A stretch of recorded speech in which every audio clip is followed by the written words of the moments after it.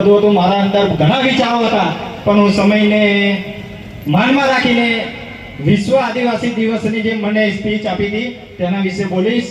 જો કદાચ મને ટાઈમ મળે 5-10 મિનિટનો, તો હું મારા વિચારો, મારા સમજ, જે આ સમાજ બેઠો છે એને જે સાચી સલાહ આપવાની છે, જે સાચી સૂચના આપવાની છે તે આપવા માંગીશ. જો મને ખાલી 10 મિનિટ કાં તો 5 મિનિટ આપતા હોય તો 5 મિનિટ. ઓકે, તો જય જોહાર કા નારા હે, जय जोहार का नारा है, एक तीर एक कमान, एक तीर एक कमान. મિત્રો, એક તીર એક કમાન ની આપણે વાત કરીએ તો લાગે છે આપણા ગોગંબામાં આ વસ્તુ થઈ રહ્યું છે. આપણે સન્માન આપણે એક છે એવું લાગે છે. આજે સમાજમાં ઘણા એવા બધા મુદ્દા થઈ રહ્યા છે, એવા ઘણા મુદ્દા ચાલે છે જ્યારે આપણે મનભેદ ને મતભેદ થઈ રહ્યું છે, પણ એ વસ્તુ આજે છોડી દેવાની છે. એ વસ્તુ બંધ બાને આપણે કરવાનું છે, અહીંયા નહીં કરવાનું. અહીંયા સમાજને જે આપણે સૂચના, જે સલાહ, જે અધિકારની વાતો છે, જે સમાજની શિક્ષણ, ભણતર, એજ્યુકેશનની વાતો છે, જે યુનોએ આપણને આપ્યું છે તેની જ વાત કરવામાં આવે તો સારું રહેશે. તો આપણો વિશ્વ આદિવાસી દિવસ ઉજવ્યો કહેવાશે. બાકી એકબીજાના ગોદા કરીને આપણે જ આપણા સમાજને નીચે પાડીએ એવું કામ નથી કરવાનું, બરાબર? અમે વિશ્વ આદિવાસી દિવસની 2018 થી શરૂઆત કરી ત્યારે અમારો ઇન્ટેન્સ કે અમારો મુખ્ય ઈરાદો આ હતો કે આપણો સમાજ જ આપણા સમાજની ખોટી વાતો કરે. સુધારવાની આપણી અંદર તાકાત હોવી જોઈએ. જો ખોટું કરતો હોય ને તો આપણે કહી પણ શકીએ, વાંધો નહીં, પણ આપણી અંદર એટલી તેવડ પણ હોવી જોઈએ કે આપણે ખોટાને સાચું કરી શકીએ. એ આપણી અંદર હોવી જોઈએ.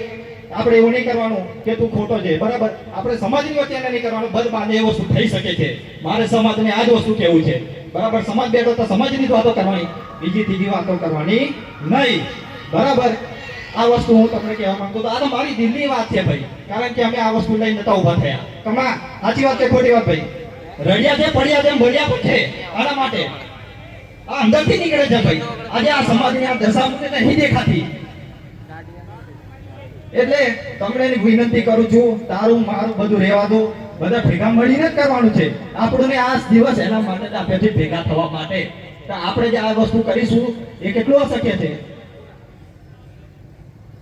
હવે વાત શોર્ટમાં પતાવું. વિશ્વ આદિવાસી દિવસ ફક્ત આદિવાસીને કામ આપવામાં આવ્યો યુનો દ્વારા. યુનો એ કોણ છે? સંયુક્ત રાષ્ટ્ર સંઘ, જે દુનિયાનું એક વડું સંગઠન. જેવી રીતે રોયલ રાખવા આવ્યું, આદિવાસી વિરોધ સમિતિ આવ્યું, આદિવાસી સંઘર્ષ સમિતિ આપણા ભૂકંપમાં લાગુ છે. એવી રીતના દુનિયાનું દરેક દેશોનું એક સંગઠન હોય. કોણ? સંયુક્ત રાષ્ટ્ર સંઘ. એને વાત મૂકી કે આ દુનિયામાં, એટલે કે આ પૃથ્વીમાં દિવસે દિવસે વાયુ પ્રદૂષણો વધતું જઈ રહ્યું છે. આપણી જે ઉંમર હતી પહેલા 100 વર્ષ જીવવાની, અત્યારે કેટલી થઈ? 70 વર્ષ સુધી. એનાથી વધારે જીવી શકાય એવું છે નથી. કમ? કારણ કે દિવસે દિવસે આપણા જંગલોનો વિનાશ થઈ રહ્યો છે, આપણા આદિવાસીઓનો મિટાવા થઈ રહ્યો છે, બરાબર? તો વિશ્વ આદિવાસી દિવસની ઉજવણી રૂપે બ્રાઝિલ ખાતે 1993માં બ્રાઝિલ ખાતે રિયો ડી જાનેરો ખાતે 192 દેશ ભેગા થયા, જેમાં ભારતનો પણ સમાવેશ થયો. કમ? કે આ દુનિયાને આપણે બચાવવું હોય ને, આ પૃથ્વીને લાંબા સમય સુધી ટકાવી હોય તો આપણે શું કરવું જોઈએ? દરેક દેશોમાં આ જે સંગઠન કર્યું ને, ફર્યું રિસર્ચ કર્યું કે લાંબા સમય સુધી જો આપણે પૃથ્વીને બચાવવી હોય તો શું કરવું પડે. દરેક દેશોમાં ગયા, દરેક જાતિમાં ગયા, બધી જગ્યા પર ફર્યા તો એમને એક જ વસ્તુ દેખાયું કે આદિવાસી જે જીવનશૈલી જીવે છે તેવી રીતના આપણે આ જીવનશૈલી જીવવી પડશે. આદિવાસી જેવી રીતના પરંપરા, સંસ્કૃતિ અને બોલી ભાષા જે બોલે છે તેને આપણે બચાવવી પડશે. તો આ પૃથ્વી લાંબા સમય સુધી બચશે. તો આપણે શું કરવા બાકી રહ્યા હમણાં? આપણે આદિવાસીયત છોડીને આદિવાસી બનવા ગયા, પણ આપણે આદિવાસીયત અપનાવવું પડશે. જે ભૂલી ગયેલા છે ને, હમણાં એક દિવસ માટે આદિવાસી નથી બનવાનું. વાત સાંભળજો, એક દિવસ માટે આદિવાસી નથી બનવાનું. આપણી અંદર રહેલી આદિવાસીયતને બહાર લાવો તો આ પૃથ્વી આપણા માટે બચશે. યુનોએ આપણને જે જવાબદારી સોંપી છે ને તે બચશે. અને આપણે આ દુનિયાને પણ બચાવવાની તાકાત કોની અંદર છે? બોલો બધા, કોની અંદર છે? આદિવાસીની અંદર ને. આદિવાસી એટલે કોણ? બોલો. The real owner of India. બરાબર? હવે મારી વાણીને વિરામ આપું.